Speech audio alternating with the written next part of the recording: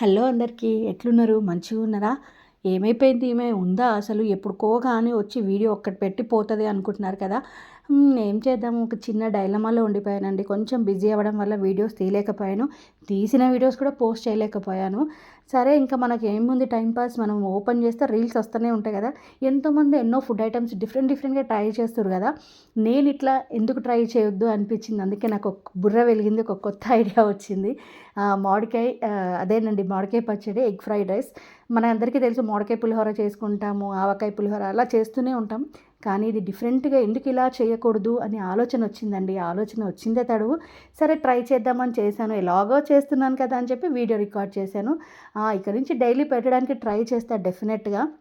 ఇదేంటంటే, ఇప్పుడు చలికాలం వర్షం ఎలా పడుతుందంటే బీభత్సంగా పడుతుంది కదా. ఇక అది ఆగేటట్టు లేదు. మనకేమో వేడివేడిగా తినాలన్న ఆలోచన, రోజు వేడివేడిగా ఏం చేసుకుంటాం. అందుకే ఇంట్లో ఉన్న ఇంగ్రీడియంట్స్తో సింపుల్ అండ్ ఈజీగా అయిపోయే ఒక రెసిపీ అండి. చాలా బాగుంది, నేను తిన్నాను, నిజంగా చాలా బాగుంది. మన మామిడికాయ పచ్చడిలో ఆమ్లెట్ పెట్టుకొని తింటాం, అది ఓకే. కానీ ఇలా చేసుకొని తింటే ఇంకా డిఫరెంట్ టేస్ట్ యాడ్ అయింది. చాలా అంటే చాలా బాగుంది. నా దగ్గర నిమ్మకాయ లేదు, అందుకే ఆనియన్తో అడ్జస్ట్ అయిపోయా. లైక్ చేయండి, షేర్ చేయండి అండ్ సబ్స్క్రైబ్.